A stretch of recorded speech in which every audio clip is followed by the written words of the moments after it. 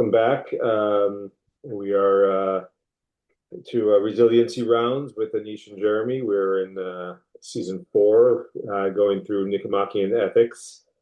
So far, we've kind of gone through Aristotle's introduction of the 4 virtues of courage, temperance, justice, wisdom, and prudence.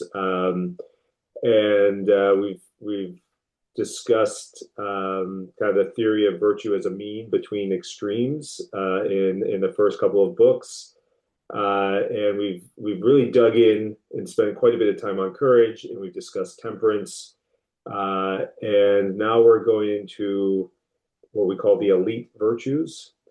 And we're going to be talking about liberty, magnificence, and pride. And this is interesting. From my reading of the book, just in you know, my own narrative here, my opinions of this one was easier to. It's starting to. This was like a catalog of right and wrong. This is how you should behave. Getting into social virtues, which we'll cover next. But it was fairly straightforward, I think, in terms of hey, like this is, these extremes make more sense, I think, for people. It's more concrete, in my opinion, but we'll see as we get into it and see what you think too, Anish. Yeah, you're right. The cardinal virtues are a bit more challenging. They have a lot more depth to them. And of the 4 cardinal virtues, the intellectual ones are harder to understand, especially justice and then wisdom. It's just hard. The non-cardinal virtues are a bit easier because I feel that it is because they are more routine. You come across this in your day to day. Most folks have a pretty good sense when it comes to these non-cardinal virtues. What's the right thing to do? What's the wrong thing to do? With a lot of propriety, sorry, is it lies in these non-cardinal virtues, because temperance is something that one does not. It's a virtue that one has to introspect inside oneself to say, are they truly temperate? Right? Temperance, the detachment, is something that only one knows if they have detached. That the example of the tray of delicious food being passed around in a party that we gave last time, right? Right. Only the person, one may politely decline or not make an attempt to intercept that plate and get their helping.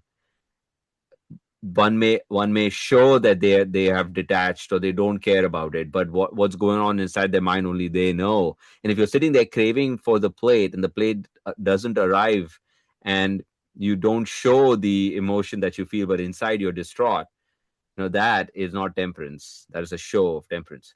And so temperance is very hard to know. Obviously, if you make a beeline for it and intercept it and start taking a big healthy portion of it, then obviously the people will know you're not a temperate human being. But temperance is a virtue inside of you. And so is courage, because courage has the as we discussed, has that. It's not that a courageous man feels no fear. They feel the appropriate amount of fear now, and but they act, and in the moment of action they are keen and they are not loud. But the it's not so much about the appearance of being courageous, it's what you feel on the inside. Right. Right. So, but when it comes to these non-cardinal virtues, it is more about what it appears to be to a third person when they're seeing you perform these. That's right. This is really like how do you behave in society? How That's are you right. perceived yeah. So it's kind of very much a social. These are social kind of cues of how one should behave in society. Absolutely. And so that's why these are more familiar, Mhm. because these are what we use in a conventional world to differentiate the good from the bad. Right.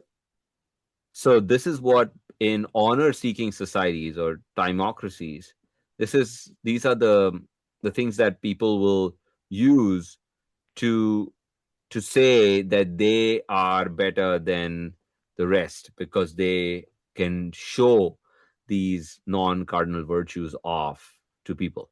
Mhm. And so that has now over time taken over our conventional understanding of what's a good man and not a good man or woman. But it turns out that if one is not careful, one gets a warped sense of what it is to possess these cardinal virtues. And these non cardinal virtues play a second fiddle to the cardinal ones. And because one cannot be considered in the path of eudaimonia, obviously that's a personal journey. Mhm. If one lacks the cardinal virtues but is liberal and magnificent and has the right amount of pride, just doesn't compute. So great. So having said that, the other thing that I want to say was I feel that these first three virtues that we're going to non-cardinal virtues that we're going to discuss, that is liberality, magnificence, and pride, have more to do with what's called being elitist, these elitist virtues. And I feel so because of and as we discuss it, it might become more evident as why I call them elitist. But one of the critiques Aristotle receives is that he's an elitist. What that means is that believes that eudaimonia is for the elites. His Nicomachean Ethics is a way for princes and noblemen to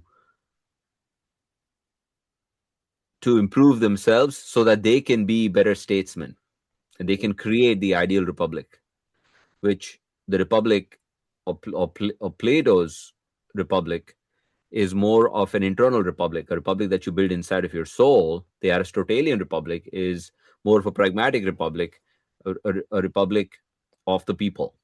And in order to create the right republic of the people, one has to have the right leader. And this is the formation of that leader.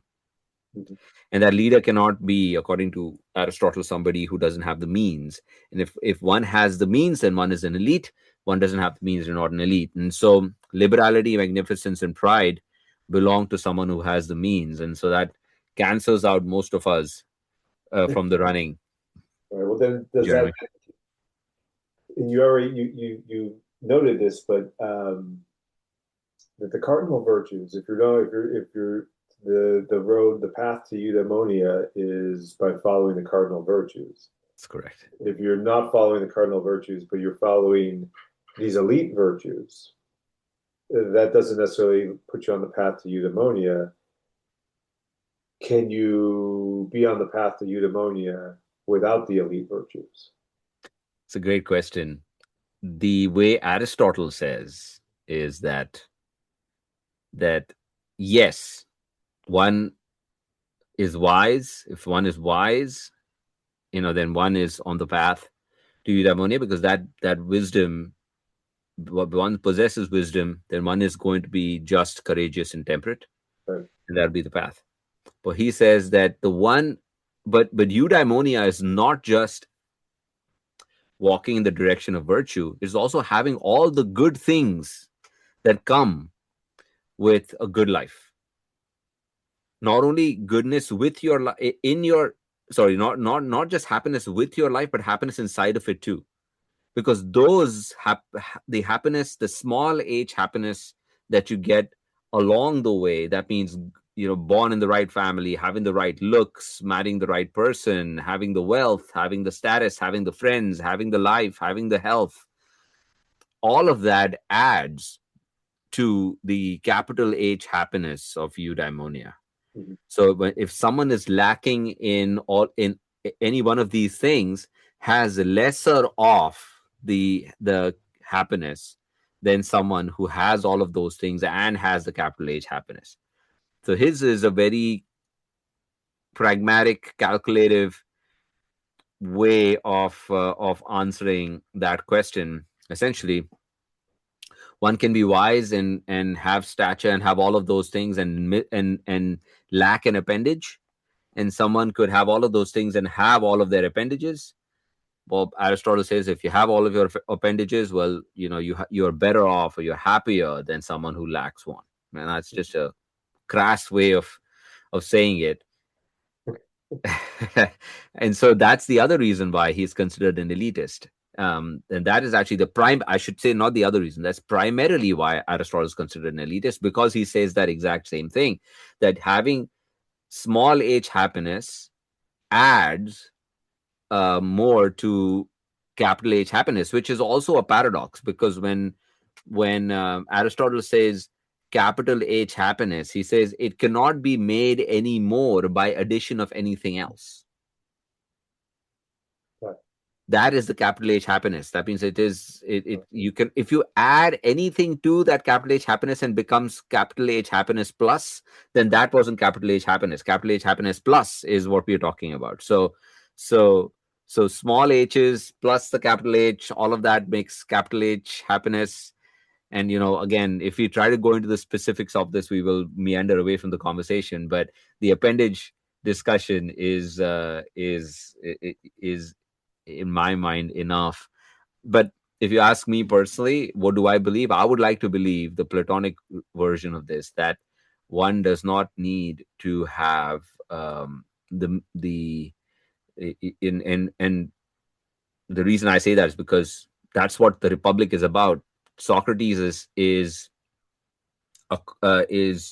challenged by his interlocutors, saying, if a man is just, would the man be happy even if he lacks everything else? Like, the society believes he is unjust, but the man knows he is just. Would he be happy? And Socrates proves that a just man would be happy even if society believes him not to be so. And if an unjust man is thought to be just by society, he would still be unhappy. And that's the whole Republic for you, Right. Mm-hmm. right?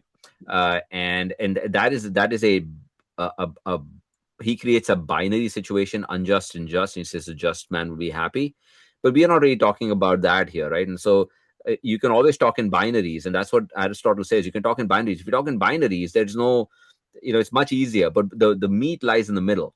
What about the just person who lacks an appendage, as opposed to the just person with the appendage? Who will be happier? And then this conversation can kind of start devolving, you see. So but the Plato doesn't do that.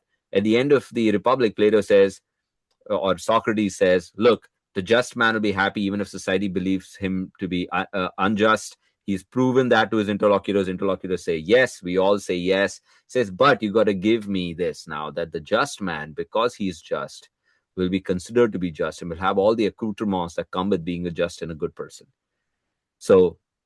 And not only from humans, but from the gods as well. That's how he ends the Republic, essentially, by saying he'll have all of that. But Aristotle says, that's not necessarily the case. You can be a just human being and be without an eye, and your life would not be the same as somebody who has one. Right. And, well, enough said, I guess. Yeah. Good example. Yeah. So, all right. So we'll start with liberality, right? Yes, sir. The mean in giving and taking. Is that how you would? Is that a fair description? Yeah. And I think the difference between between liberality and magnanimity is, I guess, the size of the giving and taking. That's right. So magnificence would be on a grander scale. Yeah. Right. Okay. Yeah. That's a good. Yes. Right. So liberality is we're talking about generosity. So this is really about, like, how are we governing our relationship with wealth? Mm-hmm. Right. So the generous person can give the right amount to the right people at the right time for the right motives. That would be a generous. That would be somewhere in the mean. That I think, right? And then, yes. They're not doing this for praise or for obligation. And they're just doing this because it's a noble thing to do. That's correct. Right? So that's the mean, right? And then the extremes would be access, which we're calling he calls it prodigality, prodigality, right? And that's one end of it. The other end is meanness, or miserliness is miserly, yeah, miserliness. yep, okay. And so prodigality would be giving too much, right? That's taking it, or if you're receiving, it would be taking too little. Is that Yeah. So there's a good point. So the wealth that is shared also needs to be acquired, right? The liberal person shares wealth appropriately, also acquires appropriately, mhm, does not get it from ill sources. right? The prodigal person shares more than he has, and because he shares so much more, he has to acquire in order to be able to balance that budget, and ends up acquiring from all sorts of sources. It is not very discerning in his or her acquisition of that wealth. And I think you made a very good point about liberality, that that's the Aristotelian liberal, right? Like the person who gives for the right person, the right reasons, the right amount, all of those things are true. And then if you ask him what is the right amount, well, a wise person, that's the amount a wise person would give, so it becomes a circular dialogue essentially. But we get a sense of what that is. Also, when he but the thing to underscore there is that the liberal person, when he does all of those things, the Mhm, right person, the right amount, the right time, and whatever, does not feel pained at giving away that amount. right, right. You see, um, now the it's neither pain nor too much pleasure. Mhm, Like you cannot take too much pleasure in giving away the wealth too. The prodigal person is somebody who finds it very pleasurable to give this to the wrong person at the wrong time, the wrong amount, and there's too much of gain. There's a lot of gain involved in doing that. They're doing it for a reason. They're doing it to sure. get favor.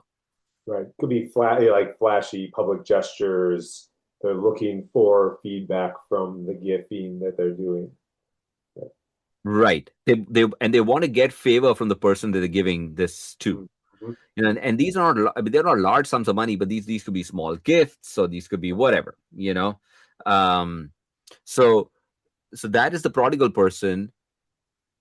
Between prodigality and meanness, if you think about it, the prodigal person is closer to the liberal person or the generous person than the miserly or mean person Right.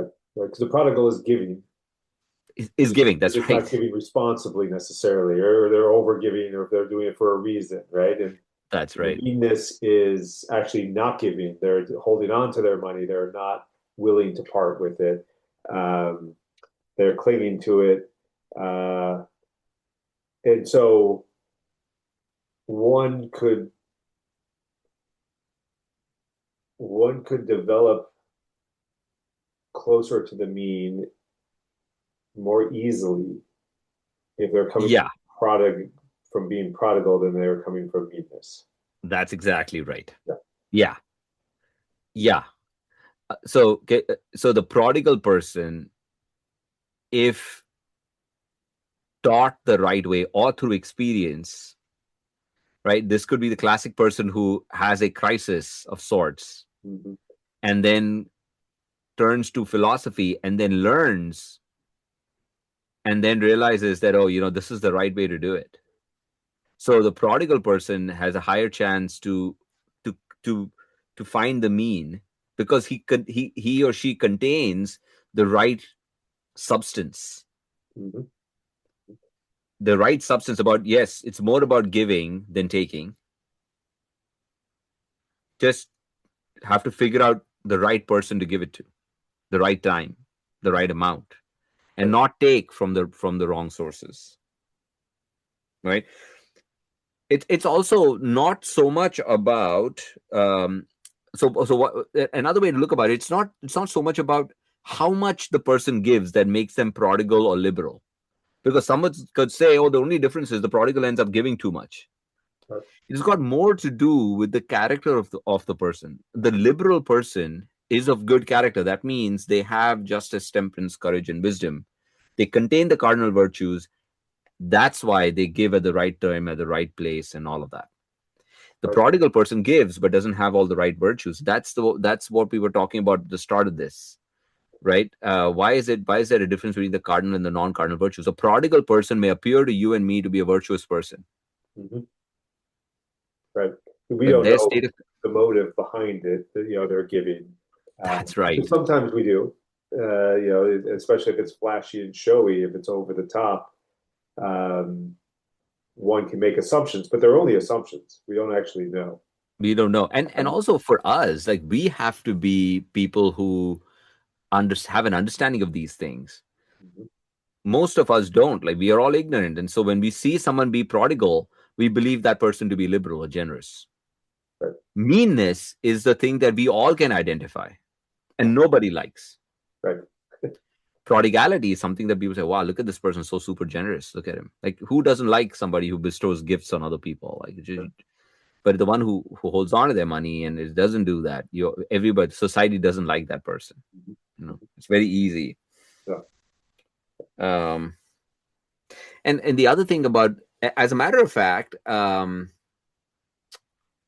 liberal man, if one is not one of the characteristics of a liberal man is also compared to the meanness. So the mean person is the opposite end of that Mhm. spectrum, right?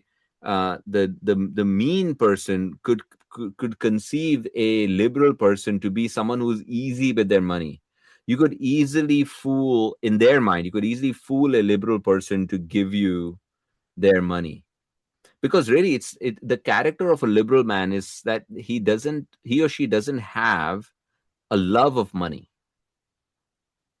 and so they're not attached to it one way or the other. The prodigal person is still in love with their money. They feel it's a means for them to curry favor, Right. and so they need to have money in order to be able to give money. That's why they take from all of these sources, but they still give it out, and they exchange it for favors. Right. The liberal man has the means but doesn't have a love for it, and is Mhm. willing to give it away in the right circumstances, and is not looking to gain at the at a feverish pace. Like he's not in contracts, in dealings, they don't appear to be somebody who's driven by this want. Sure. Sure. Yeah. In bringing this into kind of adult development here, you're moving from self-centeredness. You're using that money for personal gratification versus actually becoming more self-authored, which is you're looking to do this for good. You're Yeah. choosing to do this. It's not about looking good, but it's actually a mindset that it provides value and purpose and impact. Yeah.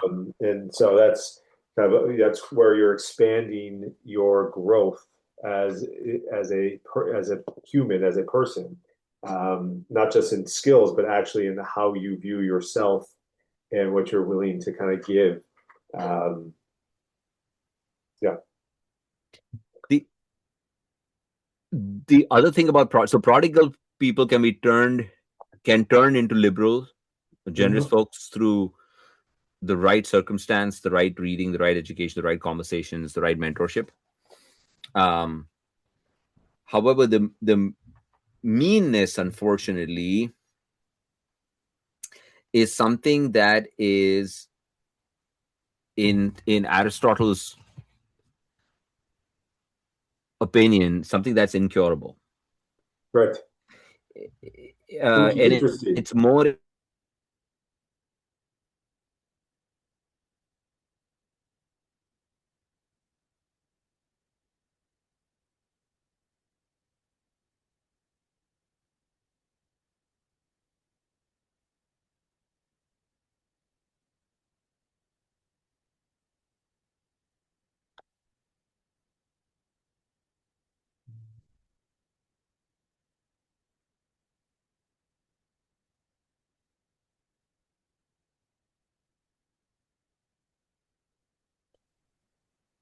think we broke up there in the middle, Lost you but there. Yeah. Okay. So so you were let me talking repeat about that. meanness and not Yeah, Aristotle believed that you could not correct that. You could not learn and develop to not to be different, to be more liberal. correct. So you could meanness is incurable, and because we have a more tendency to be mean, it's more innate to us than is prodigality. And as we get older, as we age in life, as we have less means, we get more mean. So there's a higher chance that one person, as a person who's already mean to begin with, as they progress through life, they will get meaner still. Now there is also a difference between misers and cheats. Mean folks who are mean come in these two big forms. Mhm. Misers have a love of money. Both misers and cheats have a love for money. Okay, mean folks have a love for money, inordinate love of money. But misers don't really take from other people. They mean other people no harm. They just don't want to give anybody anything. But Right. they'll acquire from all these different sources, but they'll hold on to it. Hmm. Hmm. So Midas was a miser. Uh-huh. Midas didn't mean anybody any harm, and so when he touches his daughter and his daughter turns to gold, he is distraught completely because then he understands the problem that he has, um, and so so that's the lesson that he learns. But so misers are not out there to hurt anybody. As a matter of fact, they actually have a sense of propriety. They don't want to be they don't want to end up on the wrong side of the law or on the wrong side of the religion or whatever. So they want to be considered to be good people, Hmm. but unfortunately, they have an inordinate love for money. Right. So Right. their acts seem annoying, but for society, it's not savory, but it's not illegal. Right. Uh, Such people are not liked, but they're not disliked either. Hmm. Okay. Um, Cheats, on the other hand, they have an inordinate love of money, but they get it by bringing about pain to other people. They acquire that wealth by cheating other people out of it. Uh-huh. You see, they take from others. They take Right. small sums from others, Mhm. and societies has a special dislike for cheats, fraudsters. Right? If you look at a lot of if you see like a lot of scams and stuff that happen, they usually happen on old people, and there's a certain dislike or detest that we have for folks like this, for cheats. Absolutely. But cheats are different from despots. The cheats take small sums of money. The ones that really get away from society's eye are despots. Despots are the ones who are taking large sums of money. Doing this is like Bernie the Epstein Madoff. class. Yeah. Yeah, like Bernie Madoff. This is the Yeah. Epstein class. Yeah. Right. Like even Bernie Madoff, in a way, ends up getting large sums of money because the level of his as a cheat, his level just keeps getting higher and higher. So Hmm. Bernie Madoff ends up going in jail. But guys like the Epstein class, these folks are selling arms to warlords in Africa. At Right. the same time, getting oil deals other places. I mean, these guys are doing the same thing. They're cheating countries, large populations Ah. of Yeah. large Yes. sums of money, and Right. these folks are just walking around in society getting elected to high office and enjoying the spoils of life. You know Je- the Jeffrey Epstein turns out to be just an abhorrent character because of what he did to little girls. Right. But corruption at that level doesn't create the same level of distaste that Bernie Madoff has. Right. It's very strange. It's fascinating. You take 500, you cheat an old person out of $500, and society would be willing to flog you, and really make you feel terrible. Yeah. But you take 500 billion, right, from like from the Ivory Coast to some country like that, and then and nobody has anything to say about it. Yeah, it might be that people can relate to the $500 more than the 5 billion and be like, how could you do that? Like this person's it's $500. Like 500 billion is like, well, that's too much for me to even fathom. I don't like it's beyond my, I cannot comprehend that much money. So like, good for them, I mean, well, Right. shame on the country for giving it to them. Like, starting to put blame on others instead of actually, having true disdain for the act. Yeah, Absolutely. Isn't it yeah, strange? yeah. Interesting. But So it's such a beautiful caricature. Like you think about Aristotle, 2000 years ago, writes this down. It is as true today as it was back then. yeah, yeah. That's It, just amazing, man. it really is. I mean, that's one of the things that I've been enjoying about this about reading Aristotle here is that same stories, the concepts here are exactly how we should be going about our lives. Now we often, Absolutely. many of us miss it, but these elite virtues, I mean, they truly exist today. It's not. He was able to just categorize it and speak to it, um, and what's fascinating about this is, well, nothing's changed. Why did he write it in the first place, right? Because human Right. nature is to be all over the spectrum, and not all, and very few find themselves at the mean, and that's a huge generalization, but it's not easy to find yourself on a path, on a virtuous Yep. path, living a pious and just life. It's Yep. not everyone can be Socrates. So yeah, one example of miser that came up for me, and I don't know if he is a miser or not, but in this it gets to his pushes back on Aristotle's theory that you can't change, but it's the story of Scrooge. But you had three ghosts come to scare the crap out of him to change, to keep on giving. So, maybe there is something to, like, you really can't change those folks. That might be personality characteristics at that point. As you mentioned, like the older you get, things like that, they actually get worse. They don't get better Yeah. unless you have something, some major event happen that shifts your perspective completely. Absolutely. Or yeah, that's right. So you come upon a crisis and you change. I mean, that's what the Scrooge story is about, a Right. crisis, right? I mean, Right. you come upon the crisis and then all you have to do is take small steps towards the mean. You have to come to a point where you may not lose the love of money, Right. but at least you go from a taking state to a giving state. Like that, between the miser and the cheat, the miser is still a better human being because Right. it's not that he's taking from someone who doesn't have the ability to defend themselves, right? He's not doing that. It's all about just getting a little bit better with the giving aspect of it. There's a way. Once we start making our way, humans in general are more misers than prodigals, and we just have to Yeah. make our way there. Yeah. Yeah. All right. Anything else about that, or you want to move to magnificence? Let's move to magnificence. Okay. Right. That's the next elitist virtue, and this is truly a really elite virtue because you have to be of a certain type in order to even get a chance to play in this domain. That's right. Much larger scale. So, Yeah. right, much larger scale, Yeah. right? What do you think about that? Yeah. So it's, I mean, really, when we talk about elite virtues, this is it, I think.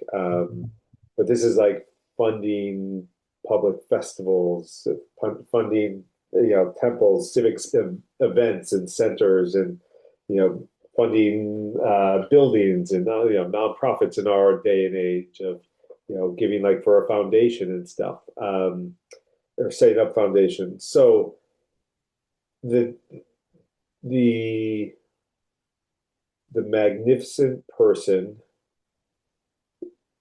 spends lavishly but appropriately. Is that how you would characterize the mean here? He says tastefully. He uses the word Taste, tastefully, and I think I taste, think I think we can all get a sense of that. yeah, yeah, right. So an example of what's not tastefully is, well, you actually, we were talking earlier. You gave a great one. um, renaming the what's it called? We just renamed the center in DC. Yeah, the Kennedy The Center, Kennedy right? Center. Thank you. Yeah. Yeah. Yeah. So you could put names on buildings, Mhm. right? You can do stuff like that, or you can throw these lavish parties. Like give an example, like what is not tasteful? Large sums of money, like the Jeff Bezos's wedding,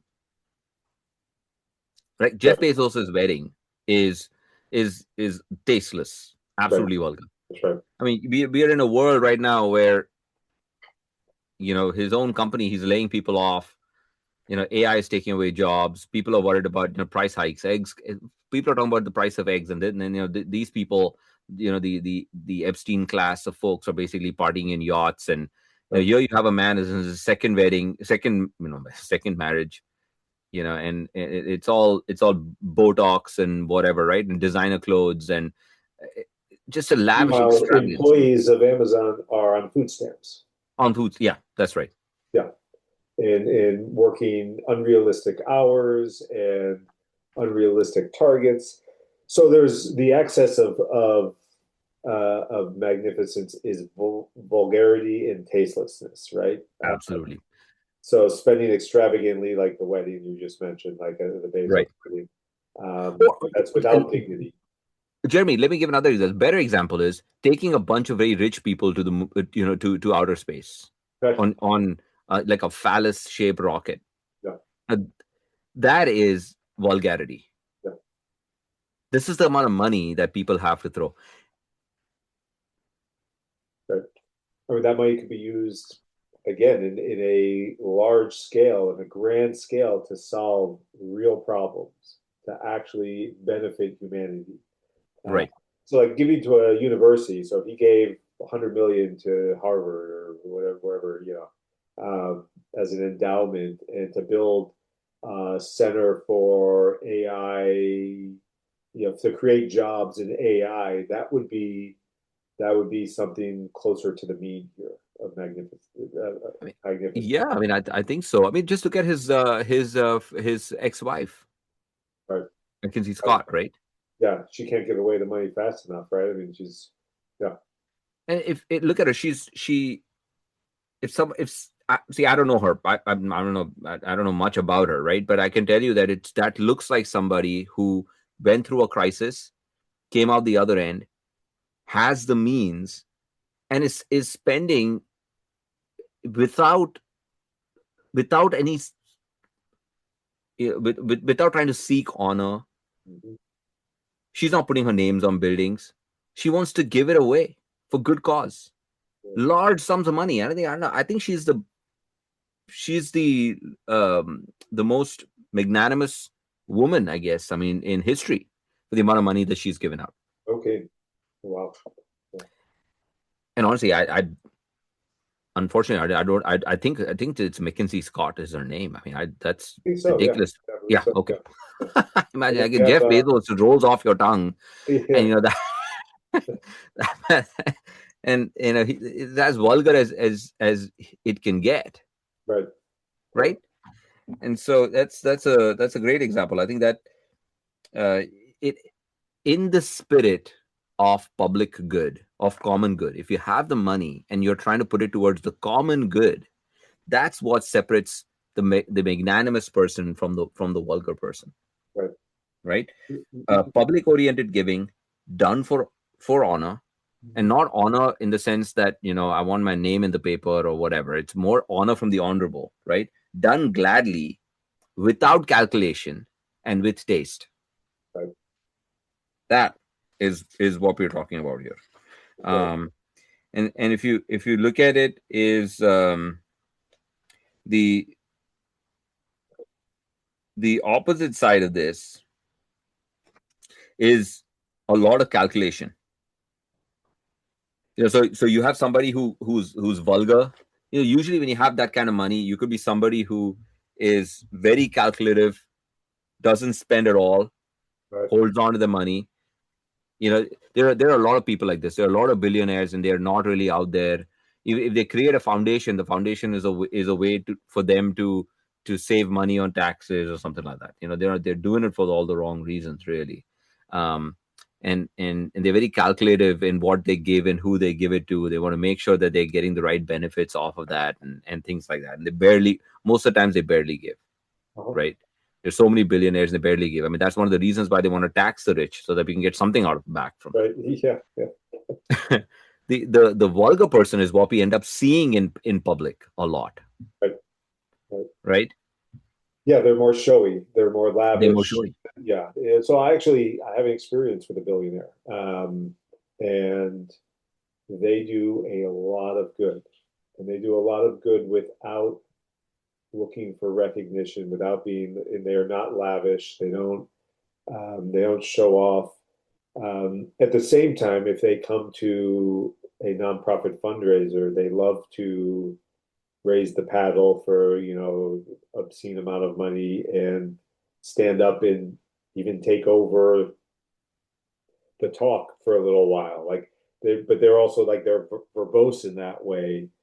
But it's not necessarily to get credit. It's actually to talk about how good of an organization this is and why everyone. So like I was at a fundraiser where he stood up and said, "I'll I'll match anything that the rest of you put in." And Hmm. so like it was kind of a show. It was a little over Hmm. the top, but at the same time, he's doing it for a good cause. But he basically stopped the auction or to get up and like do his own thing and say, "I'm going to match whatever you guys put out there." But at the same time, he's giving millions and millions and millions to this organization that nobody knows about, right? And Right. he's doing that across hundreds of organizations that people don't know about.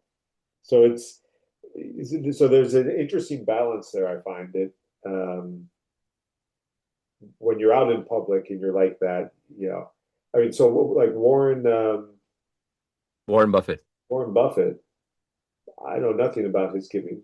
He also lives in the same house he's always lived in, drives the same car from like 1980. He's very simple in all of that. Yeah, I believe that he was planning on giving away a lot of his money when he dies. I don't. Yeah, my understanding is that he's not giving his kids all the money or something like that, right? He's giving away most of it to charity or something like that. I forget now. Look, I, again, that's what we wouldn't know the so magnanimity in this situation is somebody who does it and you know about it, but in their minds they're doing it tastefully, they're doing it such that it's for honor from the honorable. Vanity just looks tasteless, and you should be able to figure out. We can figure it out. Magnanimity looks tasteful. You'll be able to figure it out. And then somebody who's neither magnanimous nor vulgar, that person who's at the other end of the extreme, are most people who they have this love for money. They have a lot of it. They give some of it, right, for whatever reason. But but but they are but they will spoil it for a trifling, like they'll spoil it for something very silly, like I mean, what would be a good example?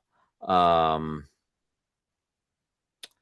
I don't know. Really, nothing significant comes to mind. But it's like, you are putting up a public park or something. I mean, I'm just coming up with some silly example here. But you're putting up a public park, and what would be great if you put inside the public park is a children's playground, and that children's playground adds another 200. That public park is probably going to cost you like a couple of $1 million.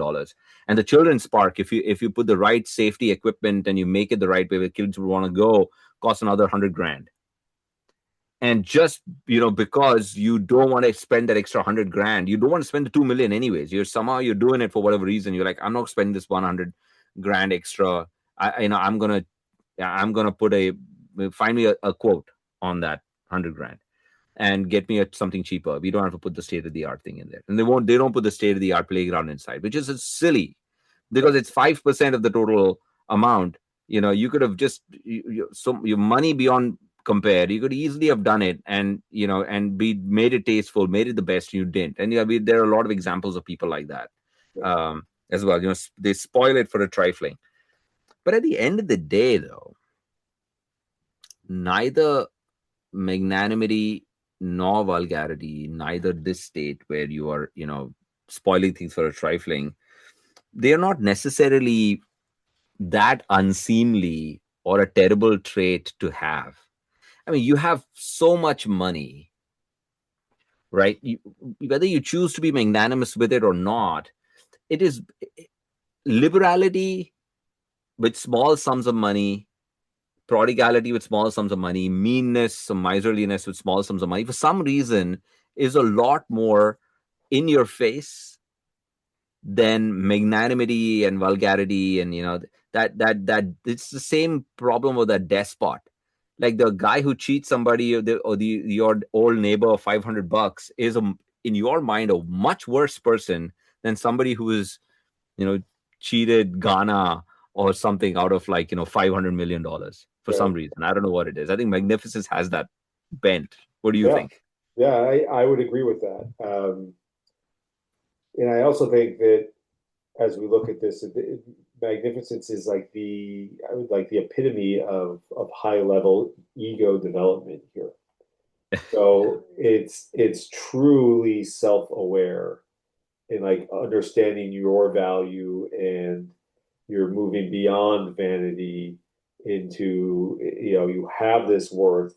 There's no lack of self-worth here, but there's also, you understand like your value, and you're not going too far in one way or the other. Like, it is true self-awareness there. And and what I think is fascinating about it is that with money comes power, there's a shift in your mindset that actually, I think, almost like doesn't allow you to be like, I think that ego development is then because now you have access. You have Yeah, access to all this stuff that you didn't have access to before. You have access to yeah, people, power.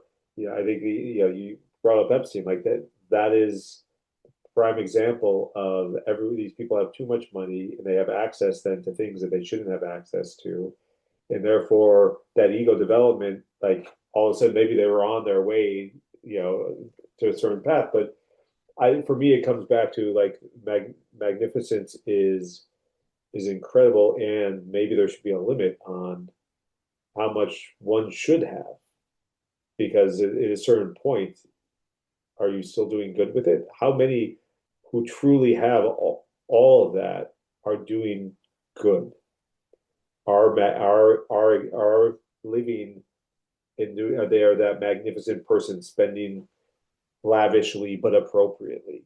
Maybe there are a lot, but these days we're seeing examples of a lot of these folks who there are only so many of them, and they're not making good choices. right, Yeah. right. Oh, all right. So then we move to pride, Right. which, another way to look at pride is be having self-respect. Pride gets a negative connotation now, and I think that's got a lot to do with just the when we say virtue, a lot of virtue signaling and all that comes from, like, has a religious connotation to it, and I think pride is considered to be more of a vice in the religious context. Mm-hmm. And so self-respect is another way to look at pride, and that is the virtue. And then you can have vanity on one side and be unduly humble on the other side of that. I think pride is also, in a way, an elitist virtue. Well, and we can argue that. I mean, I don't know necessarily if off the three virtues, it's probably the least elitist. But I think one can have self respect at any level in society. One doesn't have to be necessarily an elite to have that. Um, but it is the way Aristotle describes this. This is more. It's closer to the upper classes, in his description of it. Um, he says that the the the proud man or woman makes the highest claim for due honor. So they believe that they are honorable. They seek honor for this for from the honorable, and and they don't seek it just for honor's sake. They also seek it for the fact that they believe that because they are in the path of good, they um they are, it's more like they're not willing to sidestep it, but they are not seeking it unduly. The vain man makes the similar claim, the highest claim, for undue honor. You see, and the unduly humble is somebody who should seek it, should seek that honor, but choose not to. Right. Now, I find that this is more of a trait, a personality trait. There are some of us who are vain. Vanity is very easily seen in society. You do a little bit and you expect a whole lot more in return. Right. And then there are those who are unduly humble, who will give and who will participate and do all of those things, and they'll never seek anything for it. Right. They'll never step up to do it. And there are lots of reasons for it. And all of this is probably comes from it's very conventional in society to say, this is a good example. If you donate to a charity, you donate anonymously Mhm. because you don't want to make it look like you donated just because you wanted people to know that you donated. Right. Now, I find myself on that part as well. I've donated several times. I've donated anonymously because I really feel like I don't want to make a big deal about it. Sure. And what I've come to realize over time is, now that, especially with Manos and running it, like, I've come to realize that it's sometimes donating anonymously makes that one donation come through, but sometimes you need to donate, and you donate um, by putting your name out there. Mhm. It, it gives other people a chance to also donate. It creates an opening for them to do so. Mhm. And if you're doing something good without expecting anything in return, right? That's for the sake of honor and nothing else. Right. And you sidestep that completely. It's due. I mean, it's due honor. Someone says, "Hey, look, Jeremy donated for the cause, and Jeremy's name is on here. He's a good guy." Right? There's nothing wrong with that. It isn't. All of those things are in fact true. And they could say, well, you know what? I could be a little bit like Jeremy. Let me also donate to this cause. Mhm. Mhm. That actually helps. Right. Now, you could sidestep that completely and say, well, I don't want to be told that I'm a good guy. And that'll be being unduly humble. That's right. Yeah. Now, you can donate and you can make a big deal about it. Go on social media, tell everybody you meet, hey, listen, I participate in this charity. I donate all the time. I'm a good guy. That would be a vain person. What do you think? Um, so I'm trying to relate it to, let's say, Western culture, where humility is is seen as a virtue potentially. Yeah. And so the question is, where does that how does that fall into this? So not taking any, doing, by giving but not taking credit for it, doing, being honorable but not seeking credit for it, versus,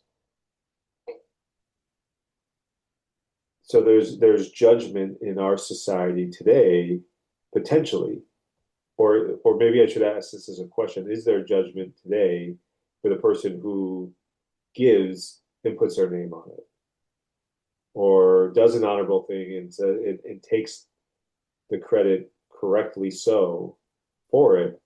This isn't out there bragging. They're not out there being lavish or not, right? I mean, it kind of fits into some of that as well. Of, I mean, it could be as simple as, like, you do something honorable, someone thanks you for it, and you say you're welcome. Right. That's it. That's just acknowledging that you did something. Yeah. Right. right? Or say you do something honorable and you are felicitated for it,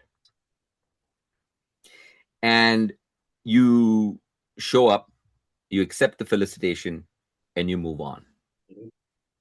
That would be what a person who has self-respect would do. Right.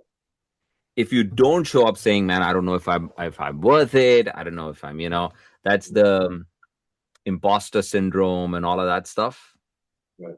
That would be an unduly humble person. You did it. You did the right thing. Show up, accept it. If you didn't do it, or you were, it's like the guy, the joke that my dad says, right? The guy who gets pushed into the river and then ends up saving the guy who was thrashing in the water. Yeah. If that guy comes out of the water and takes the felicitation for doing the act of saving the person, that's a vain person in a way, Right. Right. right? Or even worse is the guy who actually pushes this guy into the water, takes the felicitation, saying, you know what, I pushed this guy in, and that's why he could end up saving the other guy. So I deserve. You're welcome, everyone. I'll Yeah, do it again if I need to. Happy yeah. to. It's I did my duty. I did my duty.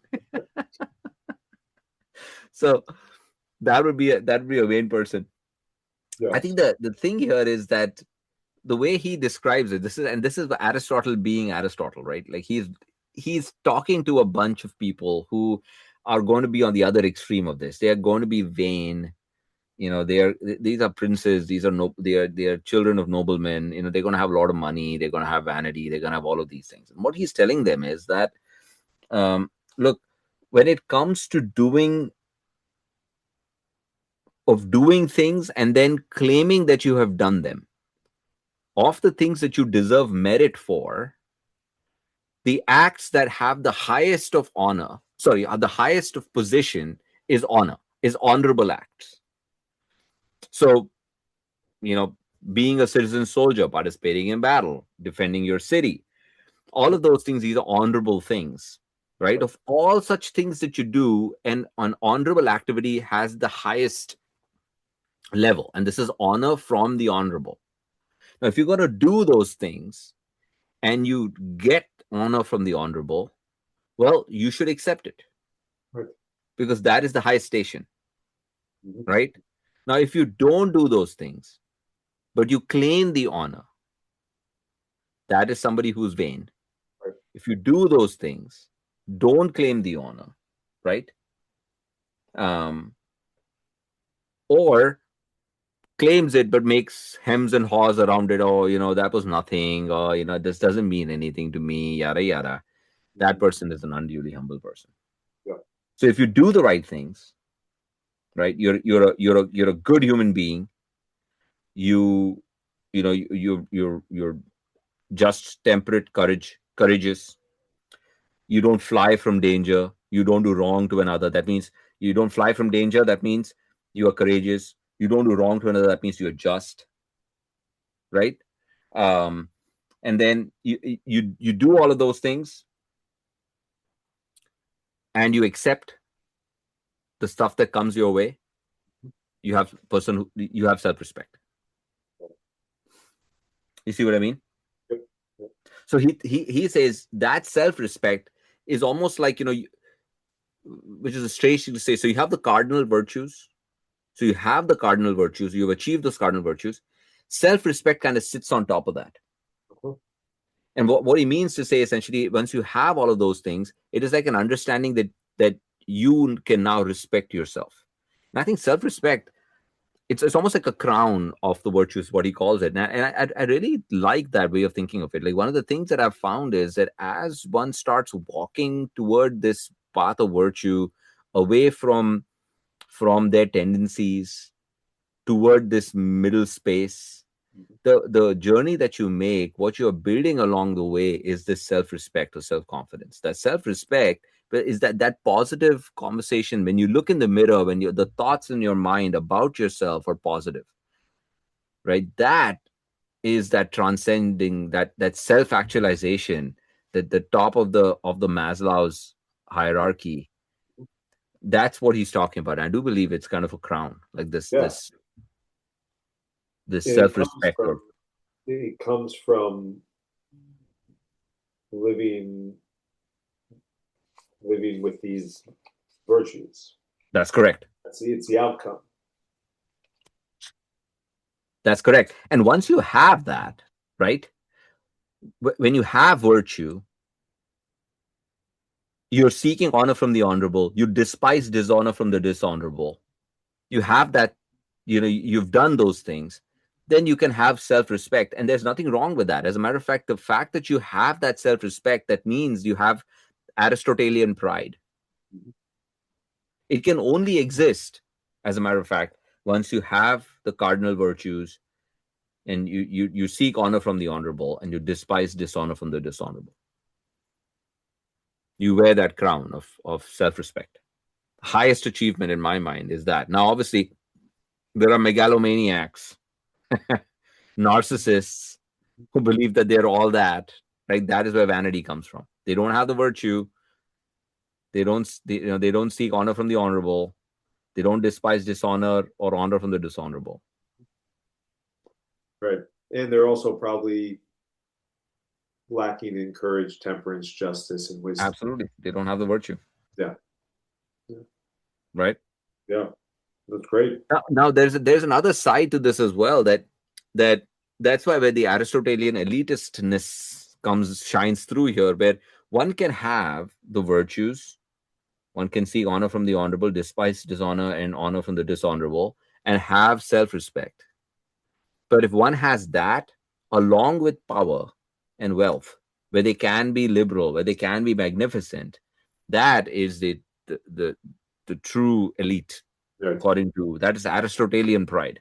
Okay. He has the advantages.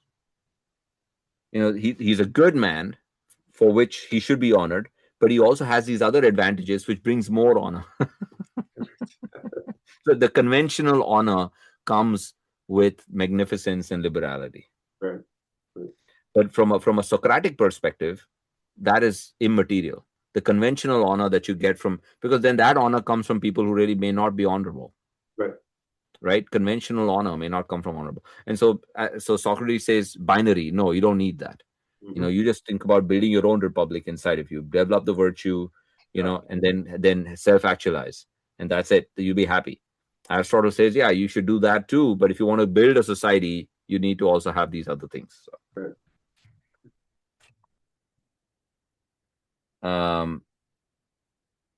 Yeah, so this is what he says. So what Aristotle actually has laid out, and I think if you were to follow these, list them out as things to achieve in oneself, one could self-actualize. Now, obviously, the problem here is that one can look at these things that he's listed out and say, you know what, I'm just going to go get those. It's not enough. One has to build the virtues, right? The cardinal virtues. That comes with experience. That comes with participating in life, learning, making mistakes, and then slowly getting to a point there. So once, so I'll just walk through this, and we can discuss it once I get done with it. But there are quite a few here, and I actually marked them down. He says that this person, the characteristics of a proud man, he will face dangers, and when he's in danger, he's unsparing of his life, knowing that there are conditions on which life is not worth having. That is the discussion that we had about courage, right? The noble death, right? The proud man will know what is a noble death and will prefer the noble death than living his life. He's a sort of man who would give rather than receive. So he's talking about liberality, right? And if he ever receives, he's apt to give more in return, so that he doesn't owe a debt. Right? So this is more of like kind of magnificence. He's received from society, but he's ready to give back in such a big way that they'll think that him a benefactor than anything else. Right? He's ready to give help readily as well. And it is characteristics of a proud man to not aim at the things that are conventionally thought to be honorable. So he's not looking for the big house and the big car, the German car, and all of those things, right? That society conventionally says is honorable, or a certain institution or a certain, you know, all of that. Um, Also, he's not somebody who will hide his love or his hate, because when he loves something, he loves it because he is wise. He loves the right things, and if he Right. hates something, he hates the right things as well, right? He will also speak openly, and he will act openly because he's wise. He comes to understand, what is, and he's courageous, and so he speaks and acts openly, and also is able to live kind of inside of himself. It doesn't necessarily have his life kind of revolve around another. The only time that is the case, so what he means by that essentially is that he will avoid flatterers, and he will avoid an entourage and things like that. The only people that he will be around is friends, other honorable people, Right. and people that he is meant to be around, like his family and people that he would support. And when I say he, this is also she. Aristotle writes in the masculine form, but Right. that I'm just reading here. But he or she is not given very easily to admiration. He understands the difference between an honor person who's giving him honor for the right reasons, as opposed to someone doing it as a flatterer. um, and here's the other thing. He is um, he f- he is ready to forgive. He's um he's mindful. He doesn't keep score, essentially. Uh-huh. And he will not discuss someone's wrongdoings. He won't gossip. That's not something that he would do. Also, he would, if he does acquire his things to acquire, what he's trying to acquire are beautiful and profitless things. And that's where a lot of spend money on experiences, because Right. they're beautiful and profitable, profitless, right? Right. So he's not acquiring from this for the sake of calculation or making money, right? um and and what's it? Oh yeah, and this is a this is an interesting one. The characteristic of a man who is self-actualized, man or a woman, is that you never find him being hurried. So he's slow in his step, deep in his voice, and level in his utterance. Mhm. So that's the quiet confidence, That's right. right? He's not excited or shrill, or fervor, fervently acting and things like that. So these are all the characteristics that he lays out, um, which I thought, it's like you read any book, right, on self improvement, from Seven Habits of Highly Effective People to Atomic Habits or whatever. I mean, none of that is Were in there. It's yep. Yep. It's yeah, all of it. It's the ideal. It's what everyone is striving for if they're looking for self-actualization, self-improvement, growth, vertical development. It's all there, right? It, and he just lays it out. It's actually quite impressive. Like this is it, folks. Like this is it. It's yeah, right. I mean, yeah. like, that's what I feel. Everything is a prelude to Plato and Aristotle, in a way, right? It's just a modern rendering. And honestly, you don't even need the modern rendering. I mean, if you read these translations, I mean, it's plain as day. You really don't need a more contemporary example of anything.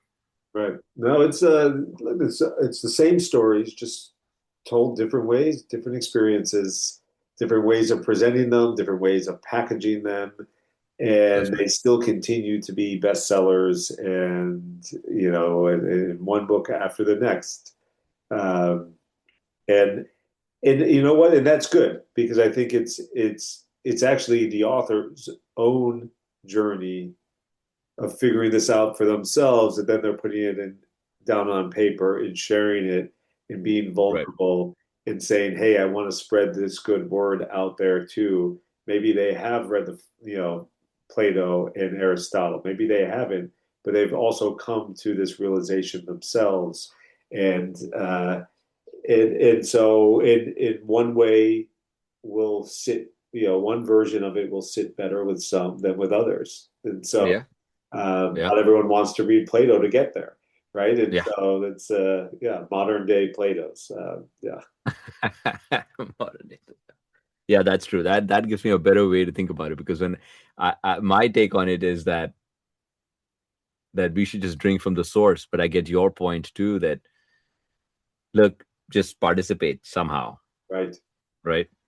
The only thing that I would add to it is that when one reads the characteristics of a man who or a woman who is self-actualized, one has to read it from the the foundation of what are the cardinal virtues, Yes.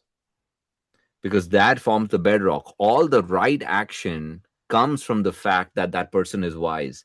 And what that goes to show is they have acted unwise in an unwise fashion before and learned from it. It's the crisis and the rebirth. Right. And the rebirth in the direction of virtue. You know what to do because you didn't do it the right way before, and you went through it. You went through a crisis and you learned something from it, came out the other end. So self-actualization is a journey. You Journey go of from self-reflection and, unself-actualized. and yeah, experience, reflect, experience, reflect. Right? Thought, action, reflection, action again. That's right. Yeah. Right. And that's what I feel like a lot of this gets lost. Like you read 10 whatever 7 habits of highly effective people, and what you get from it is that you'll become a highly effective person. It's not That's not the goal in life here. Eudaimonia is not about being effective. Right. No, it's the wrong purpose there. It's That's right. yeah, right. So okay, I'm effective now, but I'm lacking meaning. I'm lacking purpose. Yeah. Right. um Beautiful, beautiful, Good. beautiful stuff. Right. So next up, we will talk about the social virtues, correct? That's correct. Yeah, All right. there's some nice things there too. On the we'll go into that next. Yes, sir. This All is right. great. Thanks, Jeremy. Thank you, Anish.